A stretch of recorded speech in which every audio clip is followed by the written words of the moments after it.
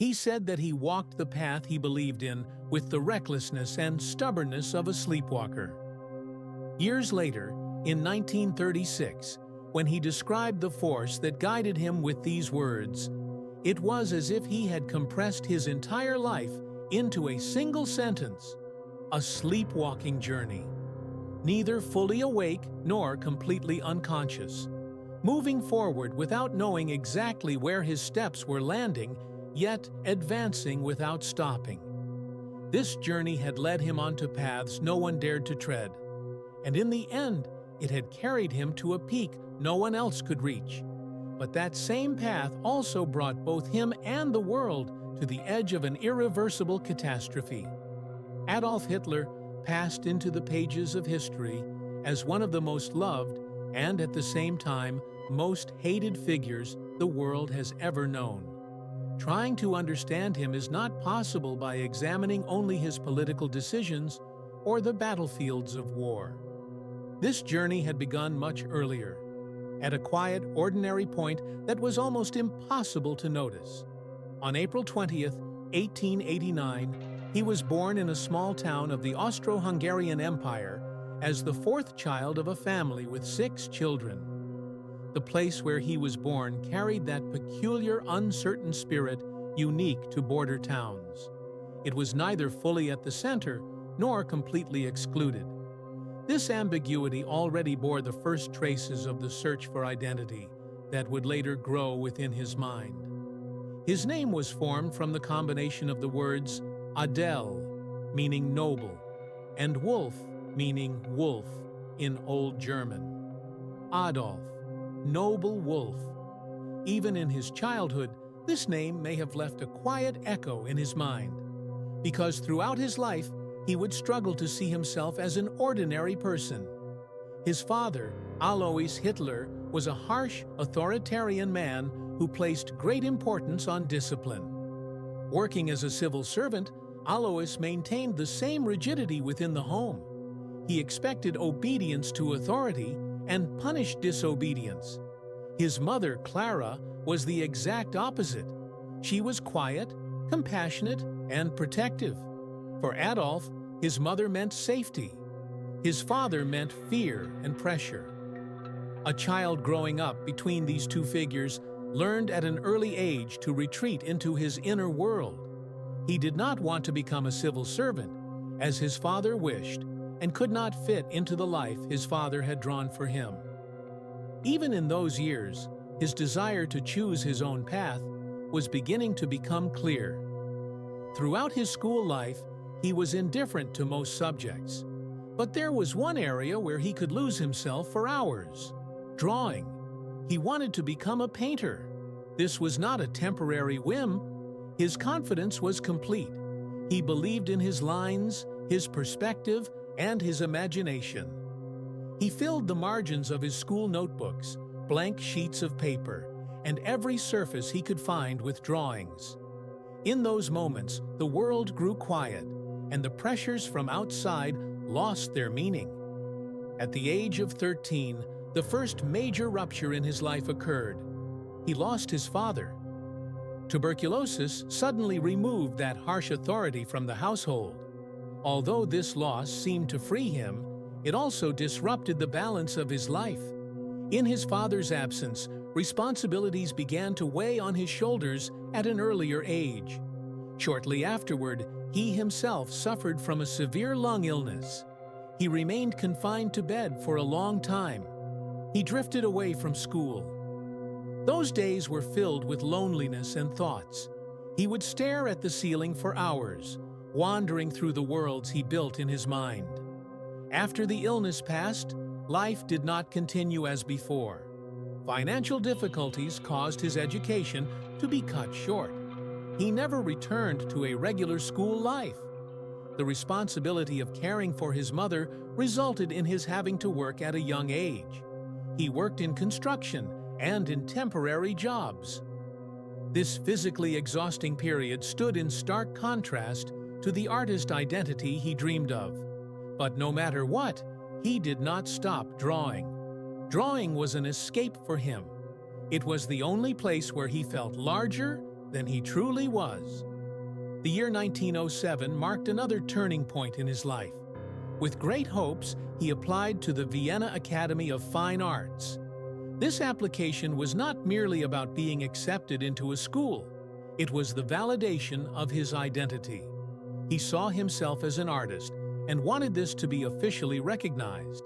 But the Academy's response was short and decisive. He was deemed unsuitable for painting. Although this rejection might seem like an ordinary disappointment, it carried a much deeper meaning for him, because it was not only the closing of a door, but also the collapse of the narrative he had built about himself. He tried once more. The result did not change. Vienna gradually became a city where hope slowly drained away for him. These years passed in loneliness, poverty, and a sense of not belonging. He stayed in shelters and wandered the streets. Vienna's multicultural structure stirred complex emotions in his mind. He felt excluded and searched for the reasons for his failure in the outside world. This search would, over time, evolve into harsher ways of thinking. In 1912, he was arrested as a draft evader. After examination, he was deemed unfit for military service. He was found physically unsuitable. This situation created a new contradiction within him. On one side, the desire to be strong; on the other, the feeling of rejection. These two feelings would frequently intertwine in the years to come. Yet history changes direction at unexpected moments. When Germany entered the First World War in August 1914, Hitler volunteered to join the German army. He was not even officially a German citizen. He would obtain citizenship only in 1925, but he already felt German. This war turned into a search for meaning for him. The years spent at the front created a strange balance in his life: discipline, order, and clarity. Amid the chaos of war, he felt a sense of belonging for the first time. He received the Iron Cross Medal twice. One of them was extremely rare for a soldier holding the rank of corporal. Despite this, his rank was not promoted. The official reason was that his leadership qualities were found insufficient. Unofficial reasons were associated with the fact that he was not a German citizen. This situation created yet another resentment within his inner world. There was achievement, but no recognition. He wanted to be appreciated, yet he was always kept behind a boundary. With Germany's surrender in November 1918, this resentment turned into a deep disappointment. Like many German nationalists, he believed the war had not been lost on the battlefield, but at the negotiating table. He believed they had been stabbed in the back. This thought quietly settled in his mind. There was now a slowly forming narrative, and this narrative would later reach much wider masses. In those days, his belief in stars, prophecies, and his own instincts was also growing stronger. Even in his youth, he had said that one day he would accomplish extraordinary things. He believed that all that was necessary was to wait for that moment to arrive. While lying in a hospital bed amid temporary blindness and the exhaustion of war, a new idea emerged in his mind: to save Germany, to make it a great state once again. At first, this thought was vague and misty, but it was there. It was quietly growing, and that growth marked the beginning of a journey that had not yet been noticed. When this thought first emerged, it did not resemble a plan or a clearly defined goal. It was more like an inner call, a summons whose shape had not yet been fully formed. Lying in the dim light of the hospital room, his eyes wrapped in bandages, the world seemed to have been erased for a while. He could not see, but he could think. Perhaps for the first time, when the stimuli from the outside were cut off, the voice within his mind could be heard this clearly. The state Germany had fallen into intertwined with his own personal disappointments, and a personal destiny blended with a national one. When the war ended, like millions of soldiers returning from the front, he had lost his sense of direction. The uniform had been taken off, rank had lost its meaning, and order had collapsed. Germany had been defeated. The streets were weary, the people angry. The old empire had fallen, and the Weimar Republic that replaced it seemed to many to be nothing more than a weak, indecisive, and shameful structure. Within this atmosphere, Hitler increasingly found himself in the midst of political debates. At the beginning, politics was not an end for him, but a means. He was searching for a space where he could express his own thoughts and make his voice heard. At first, he was assigned to observe political groups on behalf of the army. He attended small meetings and listened to speeches. During this process, he encountered a small organization called the German Workers' Party, which no one yet took seriously. At first, he was merely a listener, but as the speeches went on, that voice he had suppressed inside himself began to rise. What Hitler realized was this: people wanted clarity. They were tired of complex analyses, hesitations, and gray areas. They needed strong, simple, and definite sentences, and he could provide them. When he spoke, he did not raise his voice, but his sentences slowly found their place. Those who listened began to see their own anger reflected in his words. In a short time, he took charge of the party's propaganda activities. Posters, pamphlets, speeches. His artistic ability came into play here in a different way. He understood visual language, symbols, and emotional impact well. As he gained practice speaking before crowds, his confidence grew. The crowds fed him. Applause, approving looks, moments of silence. All of these filled the emptiness inside him, even if only temporarily. In July 1921, he became the leader of the party. For him, this was not merely a political rise. It was the reconstruction of his identity. He was no longer a lonely, rejected artist candidate, but the central figure of a movement. He harshly criticized the Weimar Republic and described the Treaty of Versailles as a humiliation inflicted upon the German nation. This rhetoric resonated with large segments of the population, because bearing the responsibility of defeat was an unbearable burden for many people. Hitler lightened this burden. He assigned blame, pointed to targets, and simplified a complex reality. During this process, an increasingly deep identification formed between him and the German people. Those who listened to him did not see merely a politician. They believed they were facing a figure who embodied their own anger, shame, and hope. Over time, this identification turned into a mutual reinforcement. As the crowds exalted him, he began to see himself as greater. His belief in his instincts, intuitions, and destiny grew stronger. His interest in stars and prophecies became more pronounced during this period. Those around him recounted that he often spoke of his own genius. The sentence he had spoken during the war years now seemed more meaningful. He believed that one day he would accomplish extraordinary things. This belief was different from ordinary self-confidence. It was deeper, more unshakable. He almost never considered the possibility that he might be wrong. In his view, every hardship he experienced was part of a greater purpose. Every obstacle he encountered was a sign that tested him but could not turn him from his path. Those who knew him closely spoke of two different sides of Hitler. One was soft, emotional, and indecisive. This side belonged to the artist identity he had carried within him since childhood. He would become emotional when listening to music, gaze at paintings for long periods, and desire solitude. The other side was the complete opposite. It was rigid, ruthless, energetic, and determined. This personality did not retreat once a goal was set and ignored obstacles. These two sides sometimes conflicted and sometimes complemented each other. The artist side gave him a strong sense of the stage. the political leader side provided the hardness needed to fill that stage. This combination lifted him beyond being an ordinary orator and turned him into a compelling figure. Hitler believed that no one in German history had been able to elevate the Germans to a superior position as he could.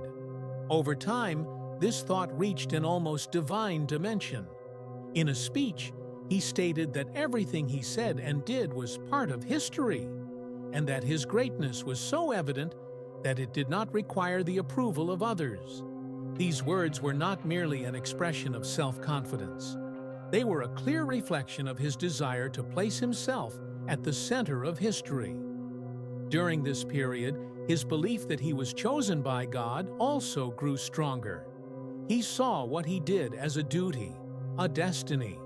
This belief gave him both strength and a shield against criticism. Because if the mission was divine, those who opposed it were not only wrong, but also blind. As the years passed, these thoughts became even more deeply rooted. Successes, applause, and the power he gained did not silence this inner voice, but amplified it. He began to imagine himself not only as a living leader, but as an immortal figure whose influence would continue into the future. In 1940, after the occupation of Paris, when he visited Napoleon's tomb, these thoughts took on a concrete form. As he examined the monument, he considered it a mistake that visitors were forced to look downward. He thought about how he would be remembered after his death, how the people would look upon him. At that moment, his designs for the future were still incomplete. There was much work to be done. The order forming in his mind had not yet been fully established, and this sense of incompleteness pushed him relentlessly forward. Because the sleepwalking journey had not yet come to an end, there seemed to be no reason for this journey to stop. Each step confirmed the previous one, and every success created a new sense of certainty. In Hitler's mind, the possibility of turning back had almost completely disappeared. The idea of being wrong was equivalent to weakness, and weakness was unacceptable in his world. Because the mission he believed he carried was too great to allow for ordinary mistakes. For a significant portion of German society, the situation was no different. Post-war destruction, unemployment, inflation, and the feeling of humiliation increased the need for a strong figure. Hitler sensed this need intuitively. He knew what people wanted to believe, which sentences would comfort them. What he said often appealed more to emotion than to reality. But that emotion was enough for those who listened. When speaking before crowds, he managed silences more than words. He had learned when to pause, when to raise his voice, and when to fix his gaze. These moments left deep marks in the minds of his listeners. For them, it was not just a man speaking, it was the outward expression of a suppressed voice within themselves. Over time, the bond between Hitler and the German people grew even stronger. This bond was not merely a relationship of political support, it had turned into an emotional identification. People began to see his successes as their own successes, his anger as their own anger. This reduced the leader's sense of responsibility while increasing his influence, because he was no longer an individual figure, but had become the symbol of a collective identity. During this process, the two personalities within his inner world were becoming more clearly separated.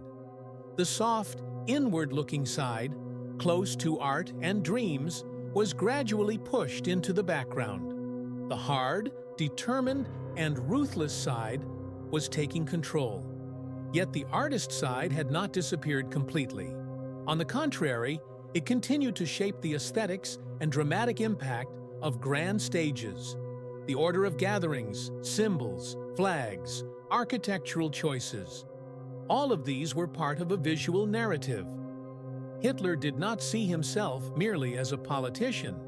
He believed he was the architect of a new order. This order required the destruction of the old. Destruction was an inevitable stage in his mind. old values, old institutions, old moral understandings. All had to give way to a greater and more correct structure. This way of thinking made him both bold and dangerous. His belief in himself sometimes reached a divine dimension. He thought that what he said and did would already be approved by history. The criticisms of others remained insignificant details within this grand narrative. In his view, history would remember the strong and forget those who hesitated. This state of certainty was also decisive for those around him. Those close to him fell under the influence of his determination and unshakable self-confidence. Those who opposed him were either removed or silenced. Over time, an environment formed around him that accepted his ideas without question. This made it even harder to notice mistakes. In Hitler's thoughts about the future, even death held a special place. He saw death not as an end, but as a transformation. He believed that his influence would continue after he died. For this reason, how he would be remembered, how he would be commemorated, was important to him. The words he spoke while examining Napoleon's tomb in Paris were a clear reflection of this thinking. He wanted the people to remember him by looking up at his grave, to see him from above. Because in his mind, leadership was supposed to continue not only while living, but also after death. Yet while these thoughts were taking shape, not everything had been completed. There were still things to be done. The order he planned to establish had not yet been fully realized. This sense of incompleteness pushed him constantly forward and did not allow him to stop. The sleepwalking journey was accelerating precisely at this point. Even in the will he wrote just before his suicide, there was no self-criticism. He defended his decision to go to war and placed the blame for defeat on cowardly and deceitful generals. This showed that his mental consistency was preserved until the very end. The possibility of being wrong was not accepted, even in the face of death. The end of his life did not match the grandeur he had planned. He was placed into a pit he had opened, and his body was burned. There was no high grave, no monument for the people to look up at. Yet this end did not erase the idea of immortality he had built in his mind. Because the effect he left behind continued after his death, just as it had during his life.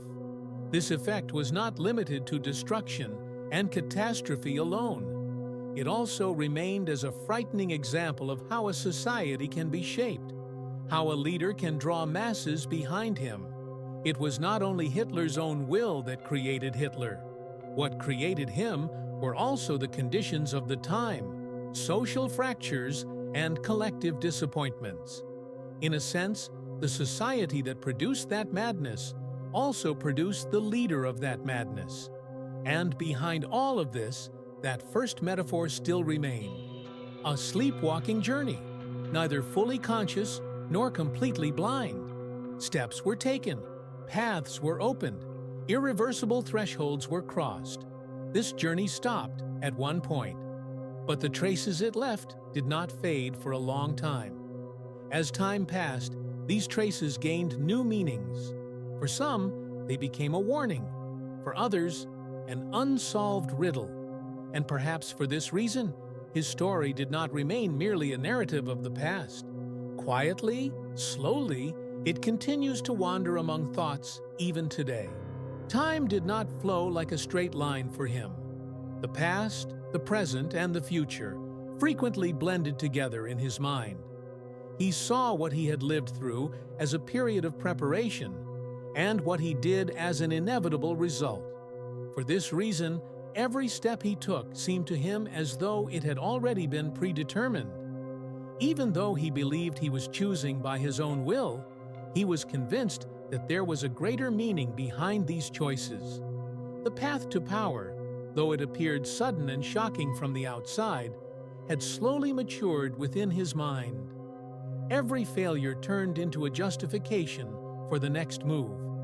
Every obstacle was perceived as a natural test that had to be overcome. This perspective made him someone who did not tire. Resting, stopping, or retreating had no place in his vocabulary. As the economic and social crisis within Germany deepened, Hitler's rhetoric reached wider masses. Inflation, unemployment, and a sense of insecurity were eroding people's hopes for the future. In such an environment, every voice that offered clarity was heard more strongly. Hitler gave simple answers to complex problems and embedded these answers in people's minds through repetition. Repetition was one of his most effective tools.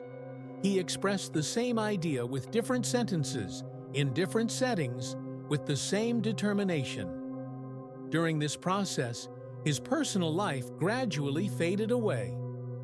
Private relationships, friendships, and ordinary human bonds gave way entirely to the mission. He saw himself less as someone living an individual life and more as someone living for a task. This made him emotionally both strong and fragile, because tying all meaning to a single goal meant that if that goal were shaken, everything would collapse. As his power within the party increased, the profile of the people around him also changed. The environment that initially contained debates and differing views gradually became single-voiced. What he said began to be accepted without question. This accelerated decision-making processes, but also made mistakes invisible. Criticism was perceived as a threat. Hitler's speeches took on an increasingly rhythmic quality. The structure of sentences, intonations, pauses, all were used deliberately. As the crowds were carried away by this rhythm, individual thought retreated, and a collective consciousness came to the forefront. This made those who listened feel like part of something larger, and this feeling created dependence. During this period, his patience toward those who criticized or opposed him steadily decreased. Different ideas were seen as elements that disrupted order. Order, in his mind, was a sacred concept, because without order, there could be no power. And without power, goals could not be achieved. This logic formed the basis of increasingly harsh policies and growing pressure. Hitler often interpreted his own determination as moral superiority. To him, those who hesitated were weak, and weakness was a threat to society. This thought sharpened him even further. Empathy gave way to a selectiveness that served the goal. He saw himself as having the authority to decide who would be protected, who would be ignored, and who would be sacrificed. Although this approach isolated him, he was unaware of it. Because loneliness became invisible when surrounded by crowds, the applause of thousands of people drowned out individual silences. In those moments, he felt truly understood. To him, this feeling was proof that he was moving in the right direction. Over time, as successes and gains increased, the threshold for taking risks also rose. Moves that would once have been unthinkable now seemed natural. Everything felt possible. This feeling created a dangerous sense of comfort, because boundaries were blurring and consequences were being ignored. In Hitler's world, history was not a teacher, but a stage. Instead of learning lessons from the past, he wanted to rewrite it. He saw himself as the main actor in this rewriting. This role gave him both power and a heavy sense of responsibility. But this responsibility was not toward others, only toward his own ideals. As he moved closer to the center of power, the world around him grew even quieter. His decisions accelerated, his sentences grew shorter. His internal monologues became filled with increasingly definitive expressions. The possibility of being wrong had almost completely disappeared, because after coming this far, turning back no longer seemed possible to him. At this point, there was only one thing that mattered to him: the continuation of movement. Stopping, thinking, or questioning was a dangerous luxury, because once the sleepwalking journey gained momentum, it would not be completed by stopping, but only when it reached its end. And as it moved towards that end, the world around him had begun to be dragged along with him. This drift was slow but determined. At first, it was difficult to notice. Within the flow of daily life, the decisions being made seemed ordinary, and changes progressed in small steps. But these steps accumulated, gradually forming a path from which it was hard to turn back. For Hitler, this path was no longer merely a matter of personal belief. The structure around him had turned into a machine that carried and amplified his ideas. Power in his world was not an abstract concept. It had to be concrete, measurable, and tangible. Order in the streets, crowds in the squares, obedience within institutions, all of these were proofs of control. As control increased, the sense of confidence grew as well. But this confidence was not directed toward others. It was confidence placed solely in himself. As time passed, Hitler's perspective became narrower but sharper. He now filtered events through a single lens. This lens was based on whether something served the goal or not. Those who served it were accepted. Those who did not were excluded. This distinction grew increasingly defined by harsher lines. There was no room for gray areas. During this period, the language he used in his speeches also began to change. More commanding, more definitive expressions came to the forefront. Words such as must, necessary, and inevitable were repeated frequently. These words created a sense of fate in the minds of listeners. What was happening was perceived not as a choice, but as a natural process. And this perception reduced resistance. Hitler was aware of the loyalty surrounding him. To him, this loyalty was not coincidental. He saw it as a sign that he was on the right path. Applause, approving glances, and silent obedience gradually erased even the smallest fragments of doubt within him. Because for a leader, the most dangerous thing is doubt rising from within. That doubt could find no place to survive in this environment. His private life had become almost completely invisible. Daily life melted away between schedules and meetings. Even the moments when he was alone were filled with thoughts. These thoughts focused more on the future than on the past. The list of things to be done never seemed to end. Every completed goal gave birth to a new one. In this process, human relationships also began to be instrumentalized. People were evaluated not as individuals, but through the roles they played. Who was useful? Who was an obstacle? Who was a threat? This classification made decisions easier, but at the same time, it weakened human bonds.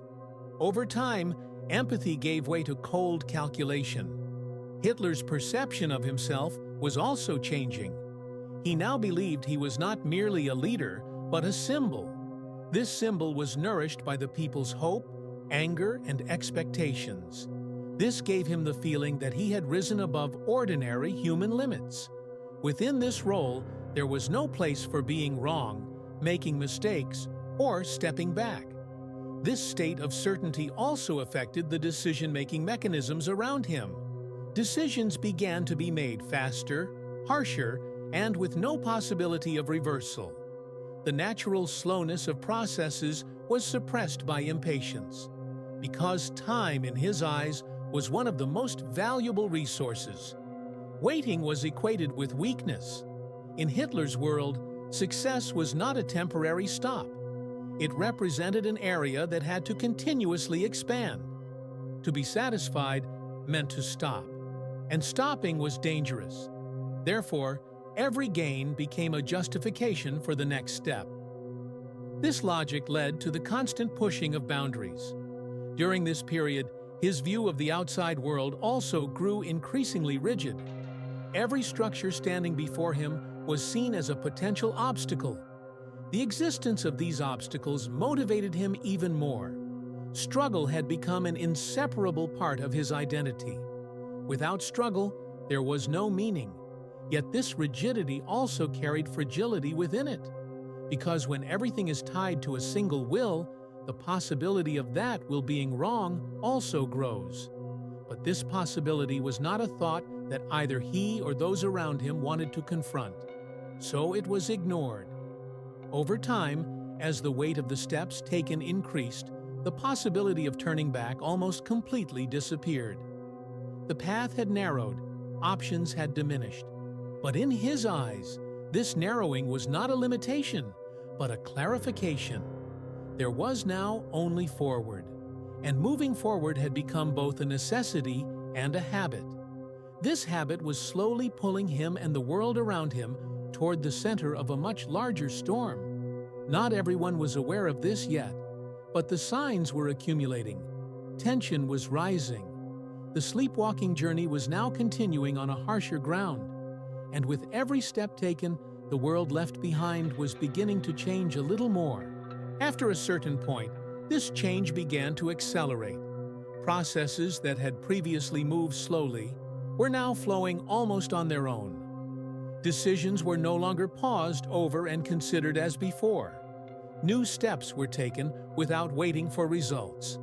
For Hitler, this speed was not a risk, but a necessity, because he believed that hesitation was the beginning of disintegration.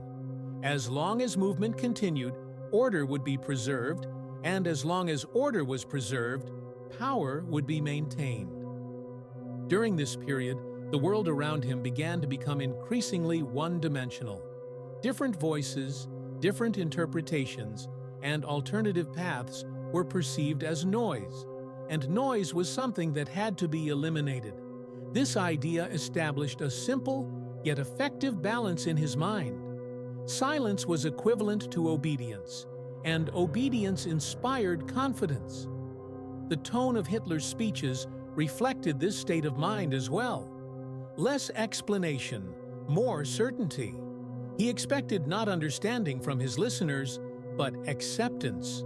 Over time, this expectation was met, because for masses exhausted by uncertainty, accepting without questioning was a form of relief.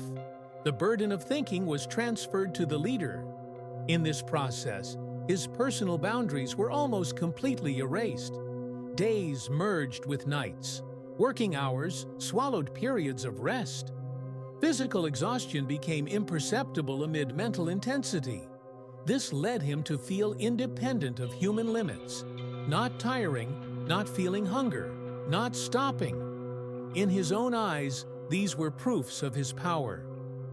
Hitler began to think in ever larger pictures. Instead of dealing with details, he focused on determining the overall direction. He left details to others while keeping himself at the center of decisions. This centralization concentrated both power and responsibility at a single point, and over time, that point became increasingly sensitive.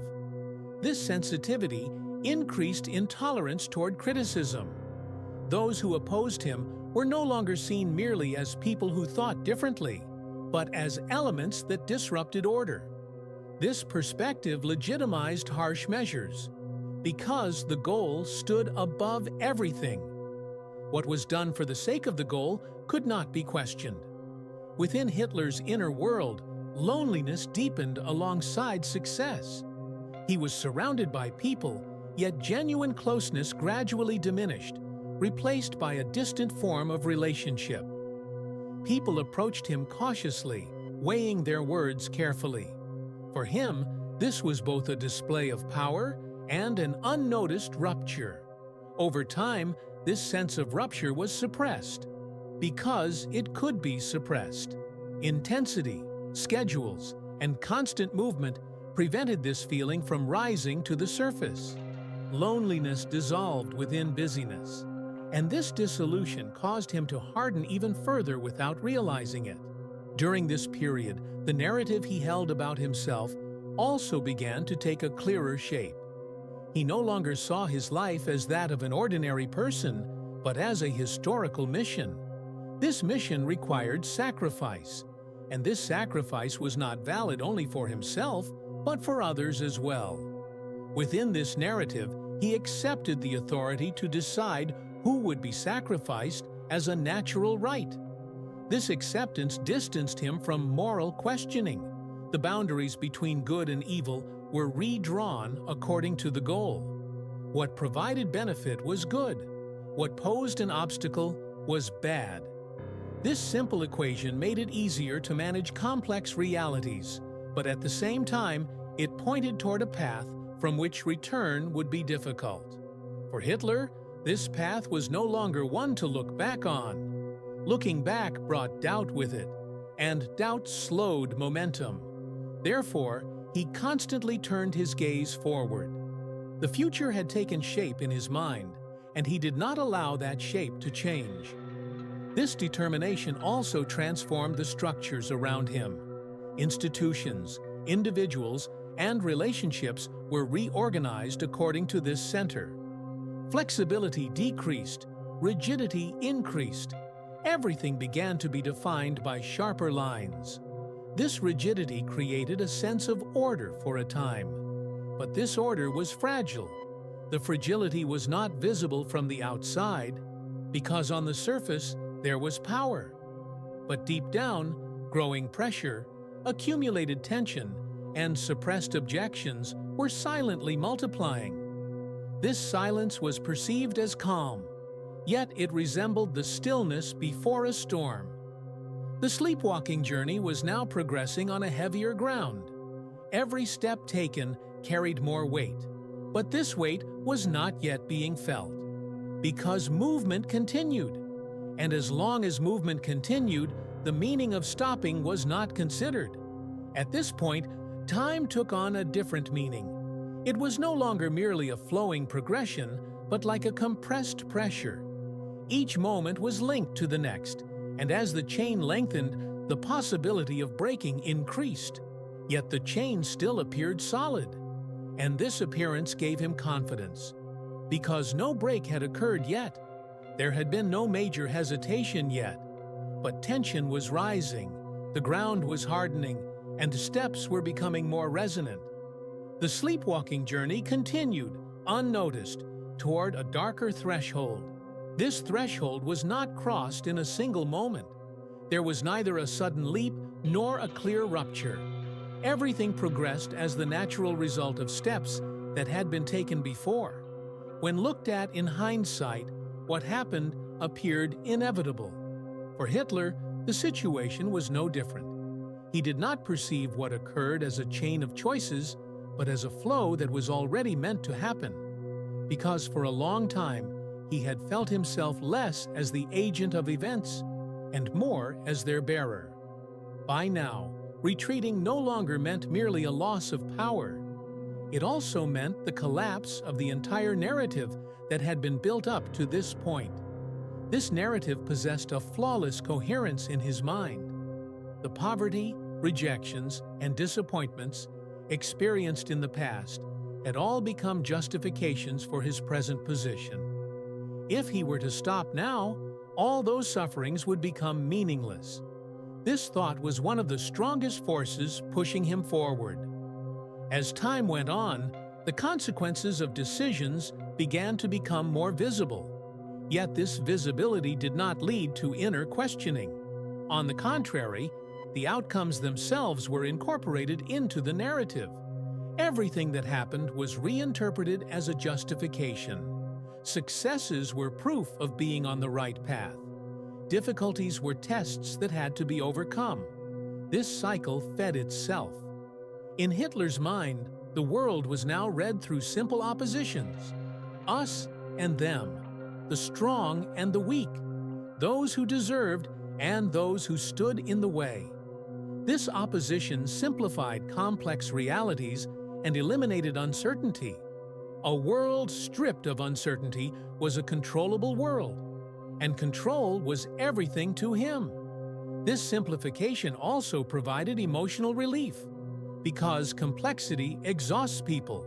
Contradictions occupy the mind. But when clear boundaries are drawn, there is no need to think.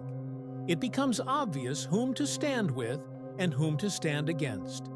This clarity was also attractive to the masses, because they too had long been tired of complexity. However, This clarity came at a cost. Subtle distinctions, nuances, and human details were gradually erased. People began to be remembered not as individuals, but as the categories they represented. Because this transformation occurred slowly, it was difficult to notice. But once it took hold, it became nearly impossible to reverse. During this period, Hitler felt more alone than ever, yet at the same time more powerful. Loneliness was no longer perceived as a deficiency, but as a necessity. Great missions were carried on solitary shoulders. This thought both elevated him and isolated him. But this isolation was constantly covered by the presence of crowds. For him, the crowds were like a mirror. He saw himself in them, received approval from them, and rebuilt himself through that approval. This reciprocal relationship led to the erasure of boundaries. Where the leader ended and where the masses began became increasingly difficult to distinguish. This ambiguity was not a problem for him, because ultimately, direction was determined from a single point. Over time, this sense of direction hardened even further. Alternative paths were no longer even considered, because thinking about alternatives meant questioning the existing path, and questioning was the first step toward disintegration. For this reason, thought was placed behind action. First, it would be done, and then, if necessary, explained.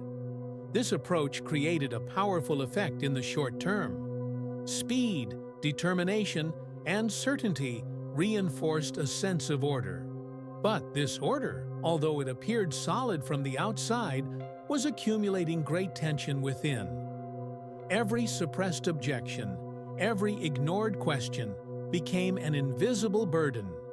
This burden was still bearable, but with each step, it grew heavier.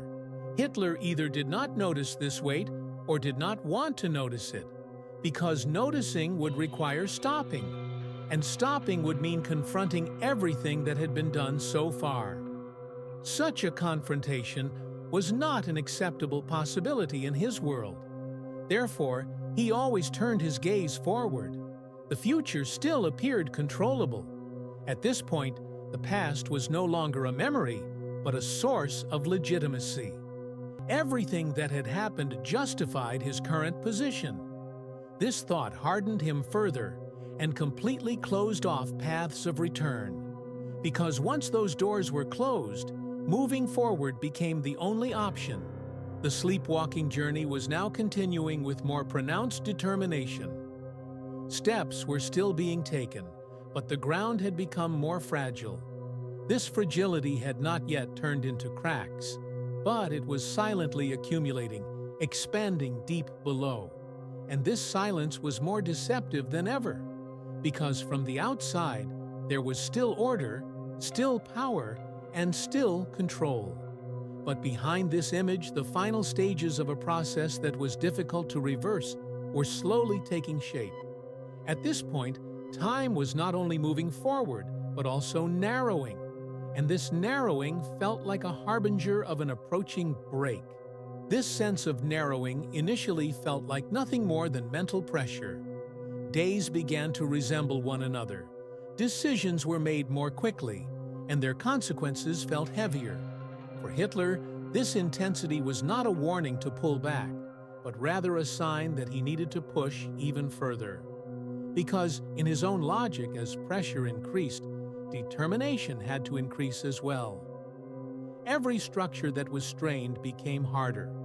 Even when events seemed to be unfolding beyond his control, he still saw himself at the center of everything. Even in moments when he realized that control could not be fully maintained, he did not abandon the need to direct.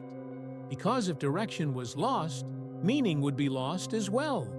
And the loss of meaning would mean the collapse of the entire narrative that had been built up to that point.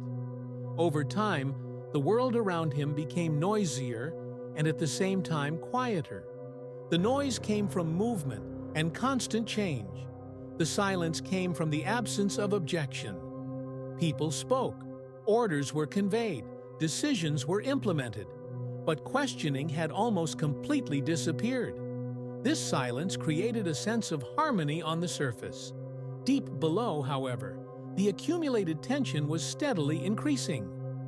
Hitler often failed to notice this tension, because the certainty within his own mind suppressed the uncertainties coming from outside. In his view, every difficulty experienced was resistance from the opposing side. And if there was resistance, then they were on the right path. This thought functioned like armor, protecting him from criticism and doubt. During this period, details related to human beings became even more blurred. Decisions were made through abstract concepts. People were transformed into numbers, categories, and objectives. This abstraction reduced the emotional burden. Suffering was no longer seen as an individual experience, but as an inevitable cost.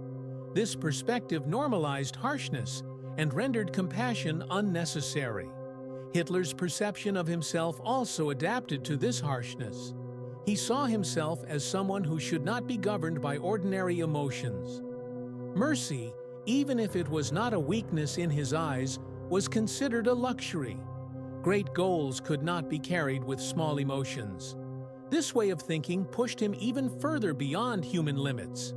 At this point, loneliness was no longer felt, because loneliness had dissolved within intensity.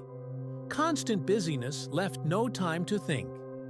Between schedules, meetings, reports, and decisions, there was no room left for emotions.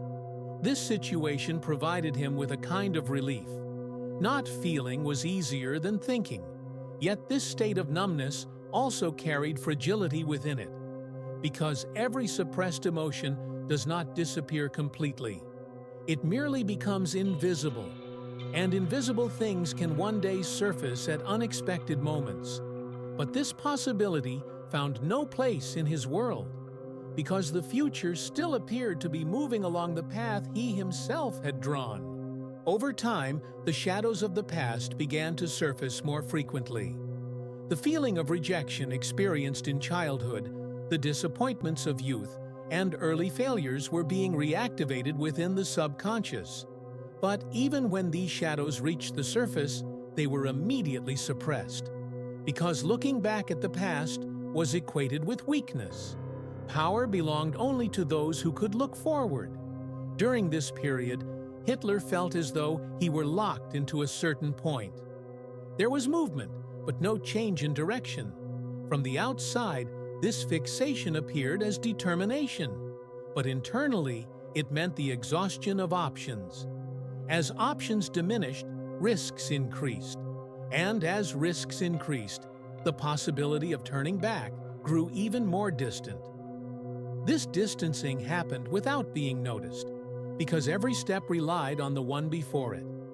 No one had chosen that final point alone, but everyone had taken a step along the path leading to it. This accumulation created a great weight, and that weight was now beginning to be felt. For Hitler, this weight still seemed bearable, because it had been borne up to that point. Yet this thought rested on the assumption that past successes would repeat themselves in the future. The conditions, however, had changed, but accepting change would have meant damaging the narrative. At this point, the flow of time accelerated even further. Events progressed at the same speed as thoughts. New decisions were made, and new steps were taken without time to think. Although this speed seemed to preserve a sense of control, it was in fact causing control to slowly slip away. The sleepwalking journey had now turned into an unconscious habit. Steps were being taken, direction was maintained, but the ground was becoming increasingly slippery. This slipperiness had not yet caused a fall, but maintaining balance required more effort than ever before. And this effort was wearing him down without being noticed, because constantly remaining upright silently consumes a person's strength. Hitler either did not see this exhaustion or did not want to see it, because seeing would require stopping, and stopping was no longer possible. At this point, There was a movement that was clearly approaching its end. But this end did not feel like a conclusion marked by sharp lines. It felt more like the natural exhaustion of a process that had been going on for a long time. For Hitler, it was the same. When looking back, everything that had happened appeared connected. The first disappointments, early successes, decisions that gradually hardened, all were links in the same chain.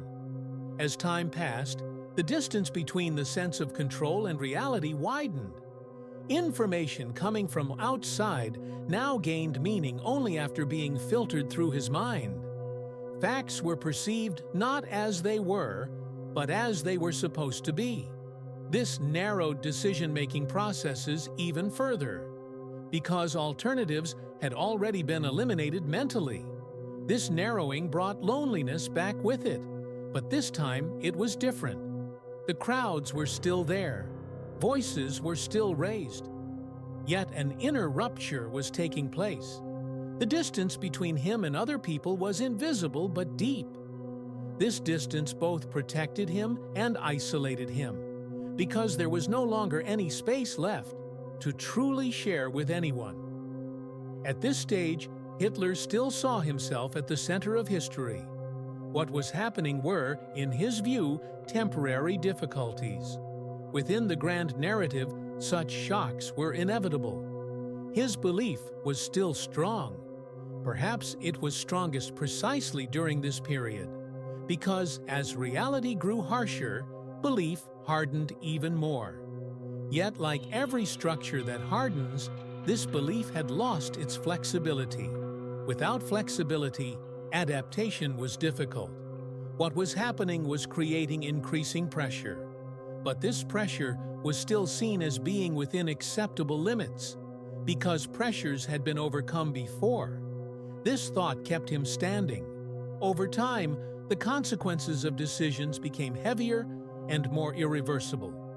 Every move made rendered the previous one mandatory.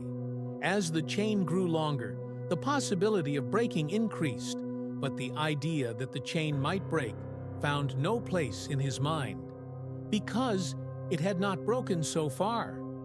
During this process, the idea of death also took on a different meaning. Death was seen not as an end, but as a transition. There was a belief that influence would continue beyond the body. This belief calmed him and kept fear at a distance, because fear was equated with weakness, and weakness was unacceptable. Even as the final moments approached, there was no self-questioning. Even in the will he wrote, he did not speak of mistakes and placed responsibility on others. This attitude showed that his mental consistency endured until the very end. The possibility of being wrong had been completely excluded. The end of his life did not match the grandeur he had imagined. There was neither a high grave nor a monument for the people to look up at. His body was placed in a pit and burned. Physically, the stage closed quietly, but the impact he left behind was not limited to silence. This impact endured not only through destruction and suffering, but also as a warning. It remained as an example of how an individual can merge with the state of mind of a society, and what that merger can lead to. It was not only Hitler's own will that created Hitler. What shaped him were the conditions of the era, social fractures, and collective disappointments. In a sense, that madness had produced its own leader. And when looking back, everything once again returned to that first metaphor. A sleepwalking journey, neither fully conscious nor completely blind. Steps were taken, paths were opened, thresholds were crossed. This journey ended at a certain point, but the traces it left did not fade for a long time. As time passed, these traces gained new meanings. For some, they became a lesson. For others, an unresolved riddle. But however it is interpreted, this story did not remain merely a narrative of the past. Quietly, slowly, it continued to wander among thoughts. And now, As this entire narrative gradually settles, only the flow of time remains. That flow equalizes everything.